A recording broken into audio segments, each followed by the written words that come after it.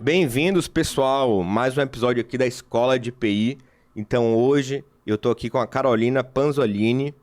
Ela é professora da Escola de PI, tem um currículo impressionante. A gente vai falar um pouco aqui sobre direitos autorais, PI, a trajetória dela.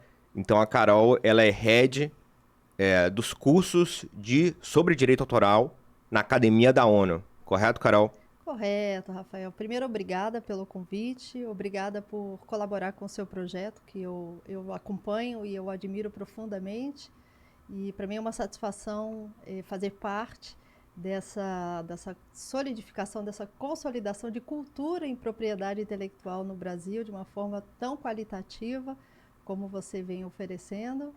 E eu estou à disposição como um instrumento de educação e de difusão em direitos autorais. E sim, eu sou Head Tutor, né, eu sou responsável pelos direitos autorais na Academia da Organização Mundial de Propriedade Intelectual, que é uma das agências da ONU. Perfeito, perfeito, Carol. Então é isso, a gente vai bater um papo sobre PI, pessoal, sobre direito autoral. Então, o pessoal, às vezes, ele foca muito em propriedade industrial. E os advogados que entendem de PI, eles sabem que direito autoral, muitas vezes, é um mundo à parte. Porque tem muita complexidade. Então, tem como a gente falar aqui sobre 1000 temas a respeito de direito autoral.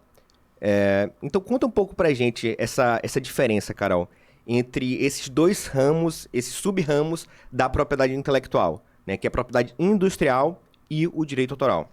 Olha, excelente maneira de começar aqui o nosso bate-papo. A propriedade intelectual é um universo de tutelas jurídicas protetivas, ou seja, de direitos, de ramos da ciência jurídica. Então, nós temos um mundo de diferentes áreas e diferentes criações a partir do ser humano.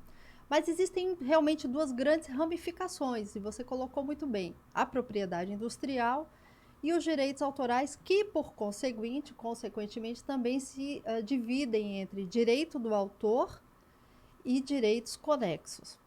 Mas, de fato, ainda há uma concentração muito grande sobre a propriedade industrial. E a propriedade industrial, por outro lado, também se divide entre patentes, desenho industrial, indicações geográficas e marcas.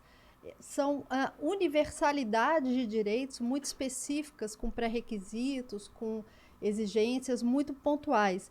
Mas os direitos autorais estão em paralelo, né, fazem parte desse universo da propriedade intelectual e, por outro lado, também representam um universo absurdo de conhecimentos humanos, de criações humanas, porque os direitos autorais, que eu considero uma das áreas mais interessantes da propriedade intelectual, lidam exatamente com a criatividade humana, com a Sim. originalidade humana. Então, eu costumo dizer que é absolutamente, praticamente infinito, né? Porque é parte da criação do ser humano e parte do original e do criativo. Lembrando que os direitos autorais hoje têm um espectro absolutamente amplo, absolutamente diversificado, interdisciplinar.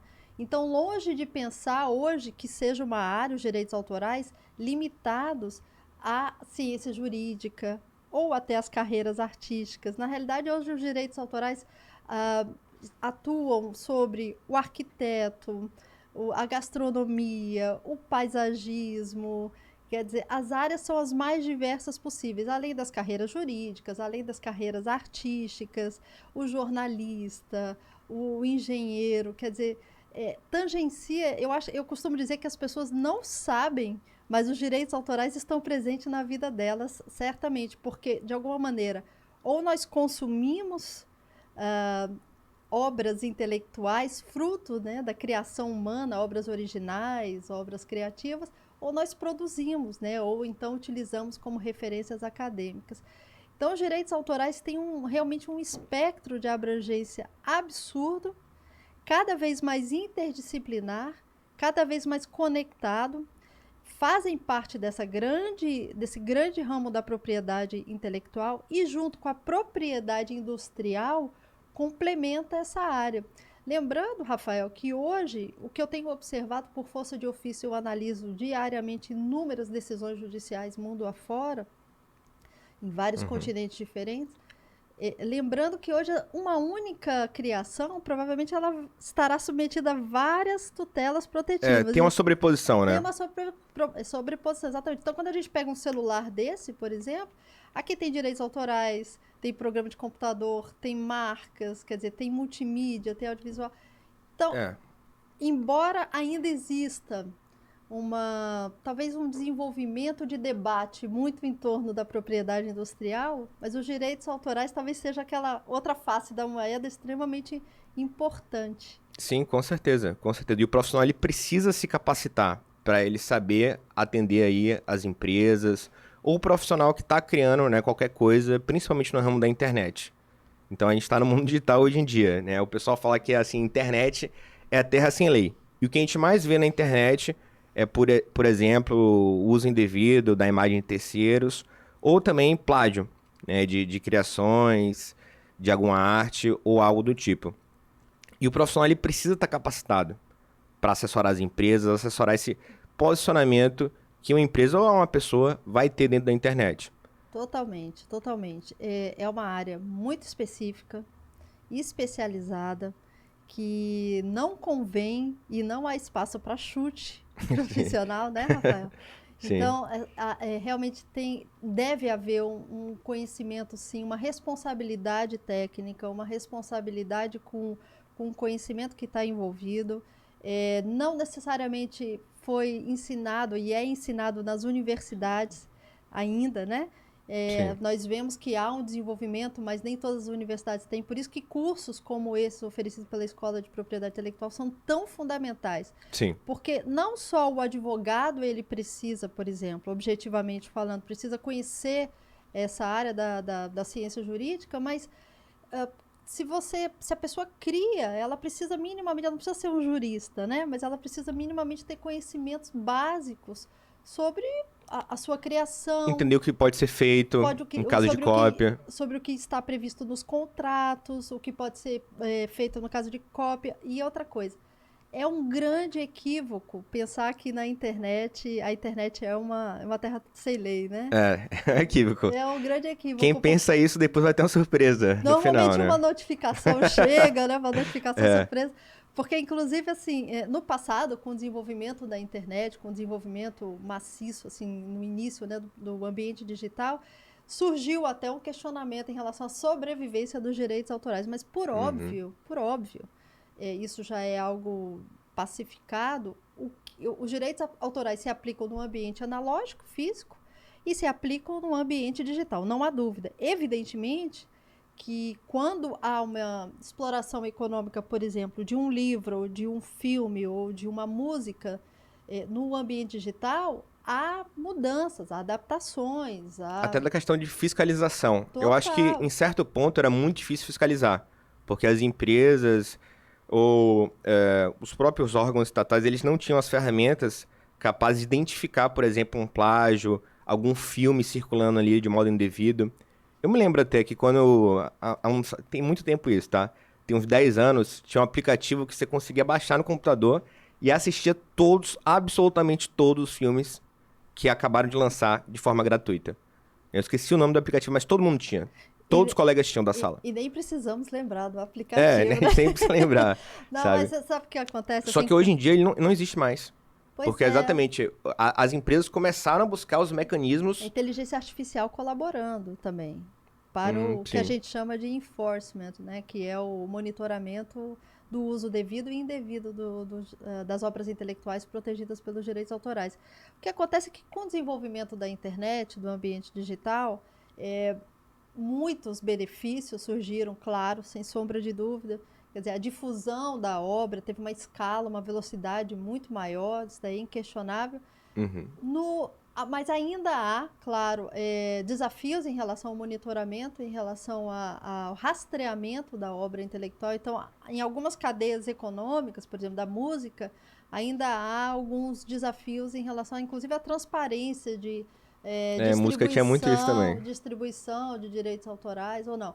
Mas a inteligência artificial, por outro lado, vem colaborando muito para identificar a utilização indevida de obras intelectuais. Então, não se engane quem acha que Sim, a internet é terra sem lei, porque não é e não poderia ser, né, Rafael? Porque eu acho que é uma questão de ética, de justiça, com quem criou, com com certeza, quem, com né, certeza. com quem dedicou tempo e criatividade. Com certeza. E é muito importante para o empreendedor ele ter um entendimento básico sobre isso também. Até porque o que eu vejo muito, principalmente quando a gente está falando de infoprodutores, então eu circulo muito, né, no meio de infoprodutores. E eu vejo que o pessoal muitas vezes não tem uma concepção sobre o que é plágio. Então, às vezes, existem algumas acusações que nem fazem sentido, porque uma coisa é inspiração, outra coisa é você fazer plágio. E aí, às vezes, ficam um acusando o outro. Sendo que, será que a pessoa ela se consultou com um profissional? O que eu falo é que toda agência de marketing digital, que todo infoprodutor, ele deve ter uma pessoa ali que entende sobre direitos autorais. E o que é que a pessoa faz geralmente? Ela pega um advogado que faz um pouco de tudo. Aquele cara que faz um pouco de tudo. É o barato que sai caro no final das Ele faz contas. tributário, trabalhista, tudo, E não sabe? vai fazer, né? E propriedade Direito autoral. intelectual. Pois é, Sendo que a gente sabe, a gente é do ramo. Propriedade intelectual é um mundo à parte, pessoal. completamente. É um mundo à parte. Não tem como, tá, um cara saber sobre trabalhista, tributário e ser muito bom em propriedade intelectual. É isso Sabe? aí. Até porque, até dentro dos direitos autorais, Rafael, é impressionante. As cadeias econômicas e jurídicas, elas são diferentes.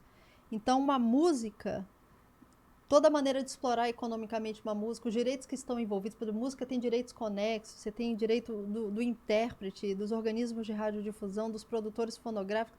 É diferente de uma obra audiovisual que vai para uma plataforma de streaming, de um livro. Então, para além, assim, não é que a gente precisa exigir que uma pessoa seja altamente especializada naquela obra intelectual. Sim. Mas veja que mesmo dentro dos direitos autorais há uma complexidade e há uma especificidade, porque as obras são muito peculiares. E é aquela história, né? Uma boa consultoria preventiva, Sim. uma boa orientação preventiva vai evitar uma demanda judicial, uma demanda administrativa. Até para você entender os riscos e avaliar o benefício, É né? óbvio, é óbvio, é óbvio. Então, assim, eu acho que assim, é indubitável que vale muito a pena, né, ter um mínimo de esclarecimento. E a cultura de direitos autorais, ela tem sido. Eu sou muito otimista quando eu pego a linha do tempo no Brasil especificamente, eu acompanho muito o Brasil, eu acompanho muito o cenário internacional. Eu observo que no Brasil é evidente que ainda há muito que evoluir em termos de cultura, de consciência de direitos autorais, mas houve um avanço, né? Sim, Era uma matéria que talvez nem se debatesse muito, enfim. com Então, certeza. É porque hoje em dia eu acredito que o maior patrimônio de qualquer empresa é esse patrimônio material. total. Você falou tudo. Inclusive, quando nós consideramos grandes conglomerados ou multinacionais, na realidade, o patrimônio físico ele é diminuto em relação a todo o universo de propriedade intelectual. Você pega a Copa recente, se você for considerar as marcas envolvidas, patentes envolvidas, direitos autorais envolvidos, quer dizer, o valor da propriedade intelectual nem se compara, né? E sem falar nos direitos correlacionados, direito de imagem, que não é um direito de propriedade intelectual, mas é correlacionado, a concorrência desleal, né? Ou concorrência leal, que também é um direito correlacionado. Então, quer dizer, é uma cultura, eu acho que a cultura de direitos autorais é uma cultura que tem sido consolidada e aos pouquinhos eu acho que vai sendo estabelecida. E só tem um jeito, eu falo isso igual mantra, Rafael, só tem um jeito de qualificar esse debate de direitos autorais, é a partir de educação. Sim, E educação ampla, educação lata, sim. né? E prática também, E né? prática, Porque é isso que falta. sair também de um debate muito teórico, né? Fazer Sim, essa exatamente. correlação. É muito bacana, assim, nos cursos que eu dou eu tenho a oportunidade de ser a tutora e professora na Organização Mundial de Propriedade Intelectual, começar a observar a sofisticação de raciocínio, né? A elaboração do raciocínio, quando o aluno começa não só a compreender, mas sai de um campo teórico, aí começa, mas o meu dia a dia, mas aí tem não sei o quê. Então, quer dizer, Ele enxerga PI em tudo. Não tem... Exatamente. Aí É depois... como se você botasse um óculos de PI na cara dele e Exatamente. Eu depois vivo disso, assim. Acho que tchau. você também, né, Rafael? Principalmente com marca, né? Aí você sai, tem um outdoor, você já pensa, essa marca aqui não pode ser registrada, é genérica. Cai em Exatamente. tal inciso da LPI. Essa aqui pode, mas tem chance de ser barrada. Já dá vontade de pesquisar também todas as marcas, né? Dos seus amigos, tudo. É verdade, é Tem muito verdade. isso. Mas bacana mesmo, Carol. Tá? Então, pessoal, só trazendo um pouco aqui, o que a gente estava falando é que dentro de propriedade intelectual, a gente tem essa divisão, propriedade industrial, também direitos autorais, direitos do autor e direitos conexos. E dentro do direito autoral, mesmo assim, existe esse tipo de especialização pelo tipo de obra. Então, só Exatamente. para a gente entender aqui a complexidade do que a gente está falando. E também, quer dizer, isso é uma boa notícia, porque tem campo para todo mundo, né, Rafael? Basta se dedicar no estudo, no trabalho bem, porque realmente é um universo muito vasto. Sim. Marcas, a gente teve um boom, a gente está tendo um boom já há anos, principalmente porque empreender no Brasil se tornou muito mais fácil. No Brasil e no mundo. No Brasil, o MEI ajudou bastante, a abertura do CNPJ de modo simplificado e o pagamento de tributos de modo simplificado também. E além disso, por causa das mudanças tecnológicas, né, empreender está mais fácil. Hoje em dia, é com computador, você criou seu site ali e pronto. É fantástico, Você né? criou sua empresa. Aí o ambiente digital viabilizando um monte de coisa. E tá na moda, né? Empreender também. Tem isso. Porque antigamente você empreendia, você era o cara ali que tava, sei lá, andando pelo caminho que ninguém percorria. Hoje em dia as pessoas querem empreender. Então isso é bacana. Alternativas de sobrevivência importantes, né? E Sim. o que eu observo de uma forma muito avançada, frenética, com o avanço do ambiente digital, né? Se nós pegarmos novamente essa linha do tempo, desde que surgiu a internet para cá, como as cadeias econômicas, né, se alteraram e a maneira das pessoas sobreviverem, né? Tirarem suas A subsistências. comunicação mudou. Comunicação, exatamente. A forma de que você consome entretenimento mudou. Exatamente. Eu acho que Netflix, Spotify. você falou uma outra questão que é super importante na área dos direitos autorais, porque no passado, com o analógico, não que o analógico esteja extinto, quer dizer, ele convive, Sim. né, coexiste com o ambiente digital, ainda há, bom, a depender da cadeia econômica, livros, né, muitos livros físicos com livros, tem gente que não gosta de ler livro eletrônico e só um fonograma que eu acho que praticamente, mas ainda tem o vinil, ainda pouca escala, mas o que acontece é uma alteração realmente de comportamento, porque no passado o que se observava se adquiria a propriedade, né, a posse, né, sobre baixava o conteúdo, hoje é muito mais o acesso ao serviço, né, por isso que as plataformas de streaming, o streaming teve um impacto absurdo nos direitos autorais, porque trouxe algumas características. O on demand, né, que é o sob demanda, então você assiste quando você quer, no momento que você quer, de onde você quer. Então, isso alterou alterou cadeias econômicas e também teve impacto nas regulações. E outra coisa dos direitos autorais, a importância dos direitos autorais, e no caso principalmente por conta do streaming, por exemplo, são os tratados internacionais.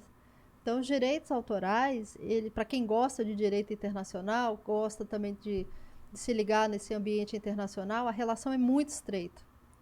Então, por exemplo, para o modelo de negócio desenvolvido nas plataformas de streaming, há tratados de direitos autorais que consubstanciam esses modelos de negócio. Então, por exemplo, tem 2 tratados de direitos autorais, que são os tratados da internet. Aí eu não vou falar o nome todo, mas o acrônimo, né, é o WCT e o WPPT. Então, assim, realmente mudou a dinâmica completamente, né? o digital veio para ficar, né? Essa é uma realidade. Até por exemplo, um autor, ele fez um livro e ele está negociando ali a porcentagem de royalties, etc., com a editora. Tem a ver completamente com o direito autoral esse Totalmente. conhecimento, sabe? Totalmente. O autor é o que eu estou falando, ele não precisa ser um jurista, né? A gente não quer que o artista. Não, não é isso que eu não quero. É, A gente não espera que o artista faça direito, por exemplo. Mas, assim, ele tem que ter um mínimo de conhecimento, porque é a obra dele. Por mais que ele seja bem assessorado por um advogado, mas é. Por isso que eu e, falo, todo mundo tem que conhecer um pouquinho dos direitos e às autorais. vezes é uma coisa que passa despercebida ali pra ele, que dá um prejuízo, assim, Gigante. grotesco pra ele. Ele poderia ter mudado a vida, possivelmente, se ele inserisse uma cláusula ali com a participação. Só que porque Totalmente. ele deixou de inserir, pronto. Totalmente, Rafael. E assim, aquela velha história, nós somos advogados, nós sabemos, né? Depois que o contrato está celebrado e o pior, né? Depois que a obra intelectual já está sendo explorada economicamente, foi publicizada, foi veiculada, foi difundida, é muito mais desafiador para você fazer esse controle ou procurar voltar atrás em alguma Entendi. circunstância. Bacana. E esse é um tema que eu queria falar com você também, que é em relação à segurança jurídica em IPI, especificamente direito autoral. Então, a gente sabe que no Brasil, segurança jurídica é um tema muito controverso, porque nós temos várias decisões que mudam paradigmas. Isso afeta a segurança jurídica, abaixa a previsibilidade que as empresas têm acerca das decisões que elas tomaram anteriormente. Em relação a direito autoral, como é que você vê esse cenário do Brasil? A gente tem uma segurança jurídica, existe essa imprevisibilidade? Olha, eu acho que foi ótimo você tocar nesse ponto. O Brasil não tem uma corte especializada em propriedade intelectual. Por exemplo, Portugal tem, em Lisboa tem. Eu, inclusive, tive a grata satisfação de ficar 3 meses, um pouco mais tempo que isso, em 2020, trabalhando direto dentro do Tribunal de Propriedade Intelectual de Lisboa, fazendo um trabalho. Então, assim, é, Uhum. é, Lisboa tem, Portugal tem, tem algumas outras cortes, tem o Tribunal de Propriedade Intelectual da União Europeia também. Isso, de alguma maneira, então vou começar a análise por aí, de alguma maneira, é, facilita e confere uma segurança jurídica porque você tem uma corte especializada. Então, em tese, você tem um corpo jurídico, magistrados, corpo técnico especializado naquela matéria. Isso já seria um ganho de tempo. Aham. Em não havendo, o que eu observo no Brasil, existem alguns tribunais que já têm algumas câmaras, turmas, e alguns magistrados que lidam de uma forma mais, e ministros, no caso de Brasília, que Uhum. lidam de uma forma mais rotineira com propriedade intelectual. E alguns órgãos e alguns profissionais eu vejo que já avançaram porque têm se capacitado, se especializado para tanto. Porém, ainda é uma salada. Sim, sim. Então, Os advogados comentam muito isso, ainda que falta é especialização, né? falta demais. Porque, assim, volto a dizer, eu sou muito otimista. Utilizando a linha do tempo, fomos muito piores do que somos hoje. Mas Sim. ainda é um caminho longo a ser trilhado. Porque o que acontece? Por isso que é importante, para começo de conversa, a sua primeira pergunta foi super pertinente. Uhum. Aonde que estão os direitos autorais nessa história da propriedade intelectual? Existe uma confusão, inclusive, dentro da propriedade intelectual com os profissionais, com os magistrados. Eu já vi decisões, às vezes, utilizar terminologias de patente com direitos autorais, de marcas com direitos autorais. Quer dizer, ainda há Sim. uma atecnia e isso provoca uma assimetria jurídica, uma insegurança jurídica muito grande, sem sombra de dúvida. Eu só tenho uma resposta para você em termos de solução: Uhum. educação. Sim. E a educação ela tem que ser sistemática, sabe? Porque é uma área muito dinâmica, a gente está lidando com criatividade, com originalidade, com inventividade. Então, o tempo todo, os profissionais, partindo dos profissionais, os magistrados, os ministros, eles têm que estar se capacitando. A Organização Mundial de Propriedade Intelectual recentemente forneceu um curso específico para os magistrados. Isso foi super importante. Volta e meia também eu vejo que há algumas iniciativas do Instituto Nacional de Propriedade Industrial aqui do Rio, de órgãos do governo a partir de Brasília também para capacitar alguns Bacana. ministros, porque E, é fundamental. E os advogados que atuam também. Então, só vai ser possível qualificar esse debate a partir de muita educação, mas ainda tem muita confusão, sim, nas decisões judiciais. o que eu vejo é que direito autoral também não é um processo padronizado como marcas. Então isso até mesmo dificulta. Perfeito. o entendimento. Sim. Marcas é aquele processo padronizado. Eu acho Obviamente que- tem muito a se discutir. Exatamente. Mas direito autoral, cada caso é um caso. E isso eu tenho observado não só no Brasil, como no exterior. Eu analiso assim, diariamente muitas decisões da Europa, principalmente. E essa é uma realidade dos direitos autorais, é uma realidade subjetiva para o bem e para o mal. Por que é para o bem e para o mal? Para o mal, vamos começar pelo lado mais desafiador. Para o mal, porque, sem sombra de dúvidas, traz um desafio. Primeiro que, assim, cada caso é um caso. A análise é o que a gente chama em direito casuística. Você tem que colocar uma lupa sobre aquela situação e analisar e perceber e considerar todas as variáveis daquela situação específica. Direitos autorais, uma obra intelectual é um reflexo da personalidade do criador. Então tem toda uma dimensão humana que deve ser considerada, toda uma dimensão pessoal, subjetiva. Então essa circunstância ela é muito peculiar. E a outra coisa é o seguinte, exatamente em função dessa subjetividade, por outro lado, traz muito campo, muitas possibilidades argumentativas.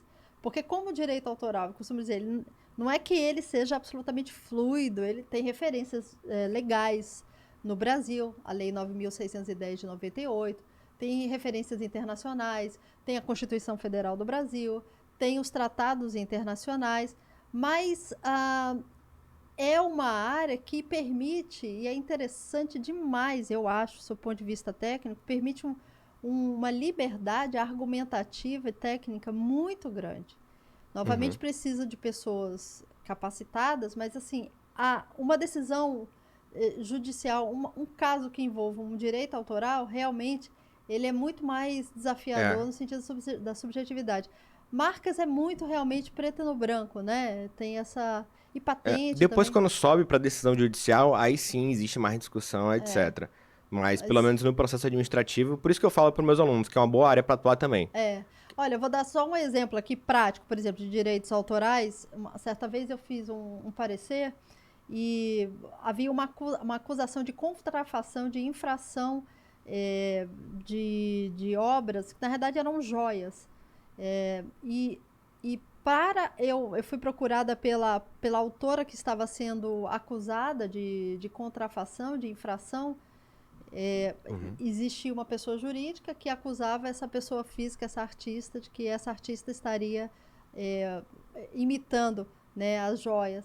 E aí, além das questões técnicas, eu precisei compreender a trajetória dessa artista como artista, como pessoa física criadora, quais eram as referências artísticas e estéticas dela, para eu poder exatamente demonstrar que aquela joia, que era uma obra intelectual protegida pelos direitos autorais, que aquela joia era um reflexo da personalidade, da construção do espírito humano dela. Quer dizer, isso tem previsão legal na Lei 9.610, mas veja, não era algo que eu poderia simplesmente dizer, olha, a lei... Não, eu precisei compreender. Eu tinha É um caso completamente único. Completamente único. Completamente E ela foi absolvida, para minha satisfação e para a alegria dela. Ela foi ótima, foi muito interessante. Mas, assim, tem a dimensão legal, tem a dimensão internacional e tem a figura da pessoa humana do artista, porque a maneira como o Rafael vê o Pão de Açúcar, e se você fosse desenhar, e a maneira como eu vejo, eu sou completamente desprovida de habilidades artísticas, mas se eu fosse desenhar o Pão de Açúcar, quer dizer, seria completamente diferente, porque nós sentimos a emoção e aí isso se expressa artisticamente. E o que é coincidência, o que é plágio, Exato. tem toda essa discussão. Aí tem toda uma discussão que é coincidência fortuita, né, que são inclusive teorias de contestação dos plágios, que é influência, inspiração. Aí também vai muito ao encontro da cultura de cada país. Por exemplo, os Estados Unidos, eles têm uma abordagem muito mais voltada para a dimensão econômica do plágio, por exemplo, das obras intelectuais. E, às vezes, músicas nos Estados Unidos, com 2, 3 segundos, já é considerado plágio, né? Lá também tem a figura do fair use, né? É um pouco diferente culturalmente e juridicamente do Brasil. Então, bacana. Cada situação é uma situação diferente. A gente estava falando aqui sobre obras únicas. E tem um caso também, que é um caso que aparece muito, que muita gente quer proteger, é receita. né? É um chefe que ele criou um prato Sensacional. e ele quer proteger esse prato. Carol, o que é que você me diz sobre isso? Olha, isso está sendo, sabia, cada vez mais comum. Novamente, a situação é caso a caso. Sim. Eu vou te dizer um caso que eu acompanhei nos Estados Unidos, que o autor, ele não conseguiu, não obteve êxito. Na realidade, ele criou uma receita de hambúrguer. Ele trabalhava Uhum.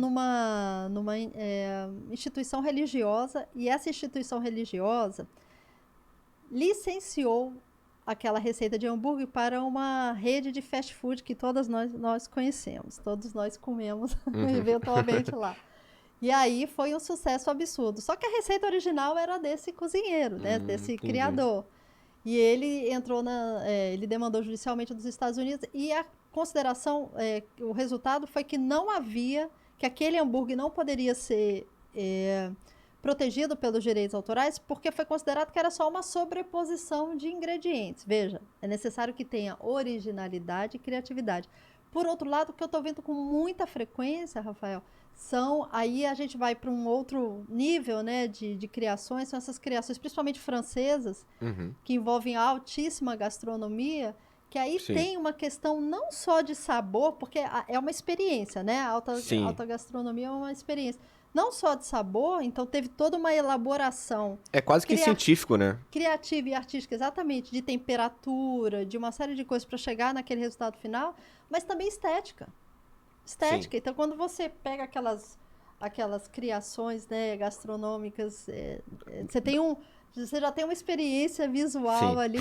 E os direitos autorais, diferente da propriedade industrial, que tem uma série de diferenças. A propriedade industrial, ela se incumbe preponderantemente do funcional. E os direitos autorais se incumbem do estético, do artístico. Então, os direitos autorais, eles não têm um interesse no funcional, eles têm interesse no artístico. Então, a gastronomia, a alta gastronomia, quando você olha um prato daquele, já é uma obra de arte, Com né? certeza. E perfeito. E você falou sobre esse funcionário que estava trabalhando nessa instituição religiosa. E olha só o que a gente pode tirar disso também. Que essas cláusulas de IPI, elas estão inseridas até mesmo em outros tipos de contratos, como o contrato trabalhista. É isso aí. Então, a depender da cláusula ali que o empregador bota no contrato de trabalho, possivelmente o empregado ele já está passando todos os direitos para o empregador. Exatamente. Isso é muito comum no caso de escritórios de arquitetura, que os Uhum. arquitetos criam obras arquitetônicas e normalmente cedem para esses escritórios de arquitetura. No caso, os Sim, arquitetos, inclusive, têm um instituto próprio dos direitos autorais, olha como é específico, que é o com direito certeza. de repúdio.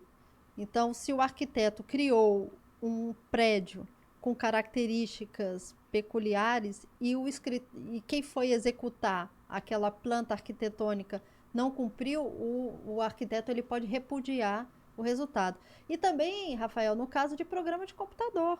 A gente Uhum. esquece, a gente fica às vezes pensando que programa de computador não é protegido pelos direitos autorais, mas é. Programa de computador é considerado uma obra intelectual. Então, muitas das vezes, o desenvolvedor de um programa de computador trabalha para uma pessoa jurídica, e é isso. No contrato de trabalho já É. está inserido No também. curso do Bernardo tem até um tópico exatamente sobre isso, que é É, super importante. É super importante porque eu acho que tem uma confusão aqui no Brasil, em outros países também, em relação a programa de computador. O programa de Uhum. computador, se vocês forem verificar na Lei 9.610 de 98, que é a Lei de Direitos Autorais, o programa de computador é considerado uma obra intelectual. Porém, ele está submetido a uma outra lei, que é a Lei 9.608. 1909, 1900 uma outra lei de direitos autorais específica no caso de programa de computador. Então, também tem direitos autorais incididos nos programas de computador. Bacana. 9.610 é a lei de direitos autorais, 9.609 é a lei do programa de computador. Ele já é protegido, mas mesmo assim tem a possibilidade de registro no NPI. Tem, Por- porque no caso do programa do computador, ele tem um tratamento especial Uhum. no INPI. Lembrando que o registro, essa é uma outra diferença legal de se falar, né, em relação à propriedade industrial e os direitos autorais. Por exemplo, o registro para as marcas, ele é É fundamental. constitutivo de É direito. constitutivo de direito, ele é imprescindível. Sim. No caso dos direitos autorais, não é compulsório, não é Sim. exigido. Porque se o Rafael cria um livro, na hora que a obra literária está impressa naquele livro, né, foi transferida, está num suporte tangível, você já é considerado o autor. Mas é o que eu sempre falo. Registro de obras intelectuais é absolutamente fundamental para a segurança jurídica do autor. Perfeito. E, Carol, o que é que você recomenda? Porque a gente sabe que tem aquele velho ditado: basta enviar um e-mail para si próprio com arquivo. Essa é a melhor opção ou a melhor opção é utilizar um software? Então, já estão disponíveis aí no mercado alguns softwares que você paga, às vezes, um valor mínimo e você constitui ali uma prova de anterioridade. O que é que você recomenda em relação a isso? Olha, eu recomendo, como a própria lei diz, todos os meios legítimos de direito. Então, e aí também vai depender um pouco do tipo de criação, do processo de criação, processo Sim. criativo, né? E o tipo de obra intelectual.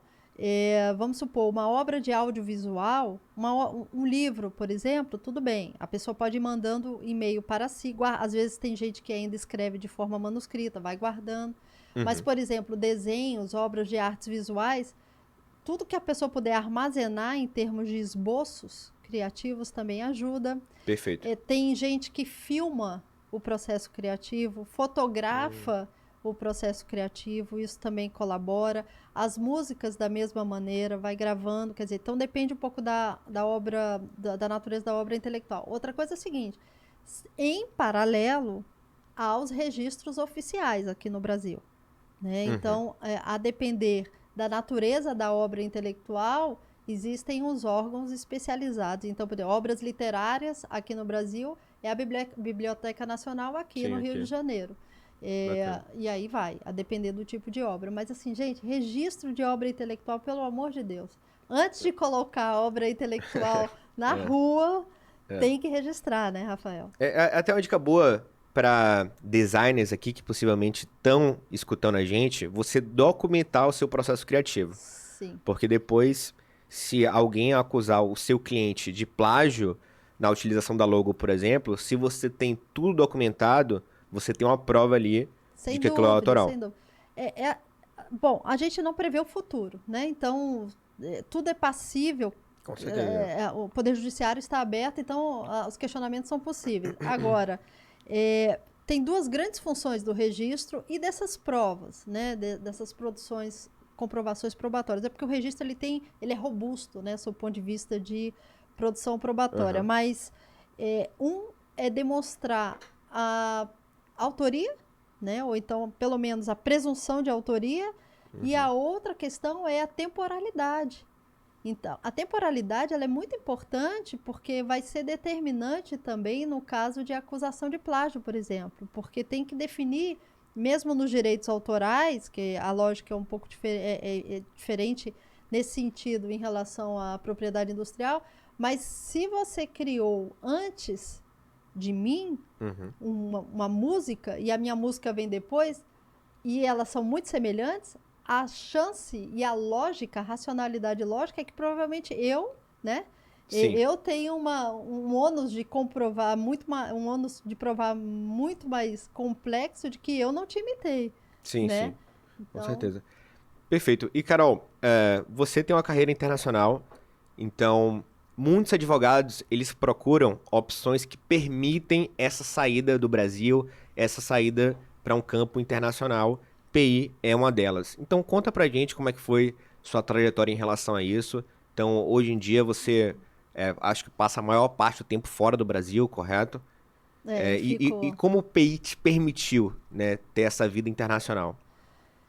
Rafael, foi realmente uma construção e foram caminhos que eu fui trilhando, eu diria que até de uma maneira não planejada, mas grata e muito afortunada. Primeiro é o seguinte, profunda dedicação, né, modéstia à parte, profunda devoção, eu diria que quase diária. O que isso significa? Muito estudo, gente. Então, Sim. estudo até hoje, eu dou aula, eu estudo, eu dou aula, eu estudo, porque é uma área muito dinâmica, muito trabalho. Então, eu não tive, fui criada em Brasília, e falar um pouquinho de mim. E tive uma trajetória como advogada, me formei em Direito, e tive uma trajetória como advogada numa área completamente diferente da propriedade intelectual, estava em Previdência Complementar. E ingressei no Ministério da Cultura, passei no concurso do Ministério da Cultura em 2010. E aí foi quando eu fui apresentada aos direitos autorais e foi paixão à primeira vista. E aí começou a minha trajetória realmente de muito estudo. Eu comecei a estudar bastante, tive excelentes oportunidades, graças a Deus, e agarrei todas de fazer cursos internacionais. Então hoje eu tenho formação, hoje eu faço doutorado, tenho mestrado, mas eu vou chegar lá. Mas eu tenho formações internacionais por cursos que a ONU me ofereceu, via Administração Pública Federal, da Suécia, em Washington, na Espanha, enfim, vários Foi no países. King's College também, né? Também, exatamente, em Londres. E então eu fui começando a descascar essa cebola dessa forma. Depois, quando eu já tinha feito alguns cursos, e eu fiz o mestrado em propriedade intelectual na Universidade de Brasília, no Profnit, que eu recomendo. Para mim foi muito importante. E agora eu faço doutorado em propriedade intelectual na Universidade Autônoma de Lisboa.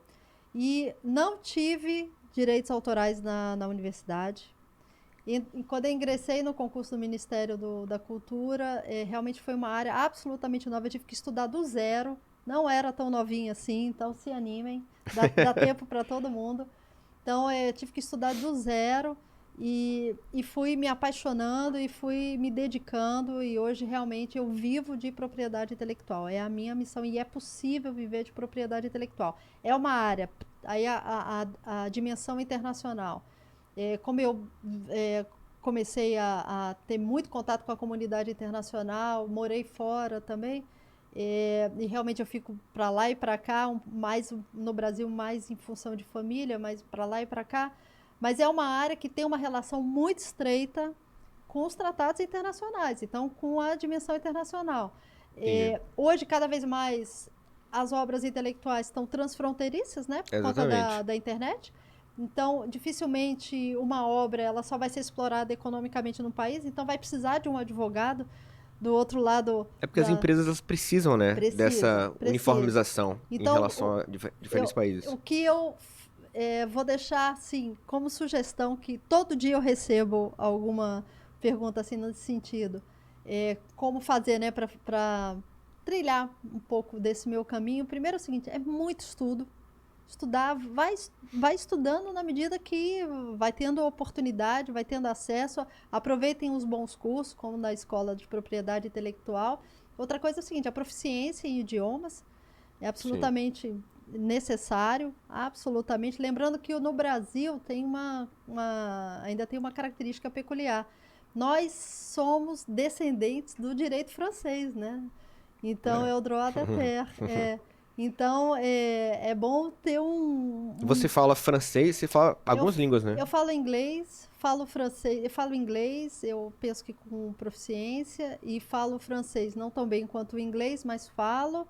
Agora, sim, minha atividade profissional 100% é em inglês, francês, tá pegando um pouco do espanhol, mas espanhol um pouco mais familiar. E como eu tenho nacionalidade italiana, também a gente volta e meia, mas também não se engane, Rafael, todo dia a gente tem que estudar, tá aprendendo, tá? É muito diferente a lógica, né, do idioma materno. Então, essa foi a minha trajetória, né, mas volto a dizer, de muito estudo, até você hoje... mudou de área, então, quando você já era adulta, você já mudou de área depois na carreira, e mesmo assim, hoje em dia tem uma carreira de super sucesso aí em PI. Né? E é uma referência nacional. Não, eu agradeço ao elogio, mas minha base toda foi feita numa área que eu nem curtia tanto, né? Que foi importante naquela fase de vida, que era a Previdência Complementar, mas eu não curtia tanto. Eu nunca ouvi falar, sabia? Previdência Complementar. São os fundos de pensão, né? Os fundos de pensão. Que é muito técnico, é outro universo. Mas, enfim, então, quando eu ingressei em 2010 no Ministério da Cultura, e eu lembro que quando me convidaram para trabalhar com direitos autorais, eu falei, olha, eu até brinquei, não sei se é de comer ou de passar no cabelo, mas eu... E aí, a primeira leitura que eu fiz, eu li a Lei 9.610, que eu pensei, nossa, é fácil. Não é fácil.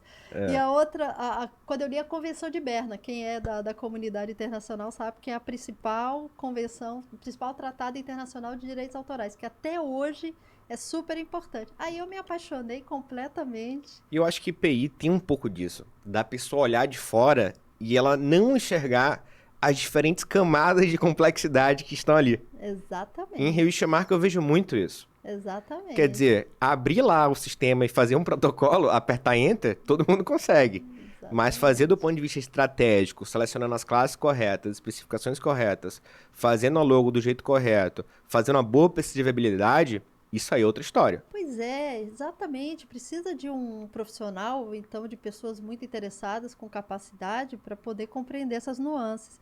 E você falou uma palavrinha que é super importante, cada vez mais eu tenho observado. É a estratégia. Porque não é só, não é uma decisão rasa, né? Eu Sim. crio uma xícara e aí ou sou procurada pelo criador da xícara, nós vamos proteger como? Eu falei assim, bom, não, você vai proteger. Não, tem que ver qual que é o seu objetivo. Aonde Exatamente. você quer explorar? Você quer a longo prazo? Você quer a curto prazo? Você quer com escala? Mais risco, menos risco. E aí, uma única xícara, ela pode ser protegida por várias tutelas protetivas, né? Uhum. Marca, desenho industrial, direitos autorais, ou não. Outra coisa é a questão do tempo. Marca, ela pode ser Sim, pode ser renovada, prolongada, né? exatamente. Pode ser. Direitos autorais têm um tempo que, às vezes, por exemplo, para moda é considerado muito longo. Para programa de computador pode ser considerado longo, mas para outras obras não é considerado longo. Entende? E dentro de um campo Então também tem que ter estratégia. E eu vejo isso não só para o criador, a pessoa física, o profissional, como para o país. Né? Eu também na ONU já fui chamada para fazer estratégias nacionais de propriedade intelectual para alguns países. E aí, quer dizer, o país precisa saber para onde que vai também em termos de propriedade intelectual, o que é estratégico ou não. Interessante isso.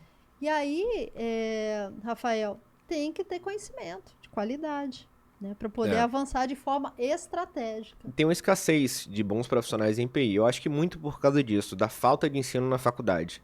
Na faculdade, por exemplo, na FRJ. Eu me lembro que na FRJ, direito empresarial, o nome é comercial, não sei porquê.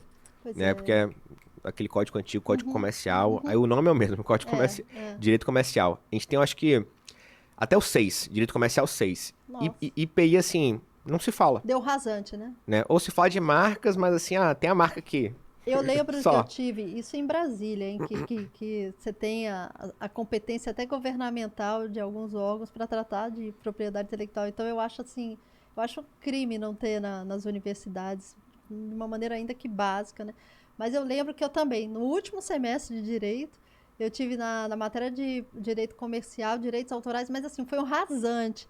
E outra coisa, né? Acho que hoje está mais mudado, mas assim, as pessoas pensavam em direitos autorais, aí pensavam às vezes só em ECAD, só em não sei o que. Gente, é um universo absurdo de possibilidades. E é como a gente está falando, é muito prático. PI é muito prático, você tem que entender os casos, você tem que entender como você faz na prática um registro de marca, você tem que entender a decisão do NPI, como os técnicos estão decidindo, o que é que eles estão entendendo da legislação.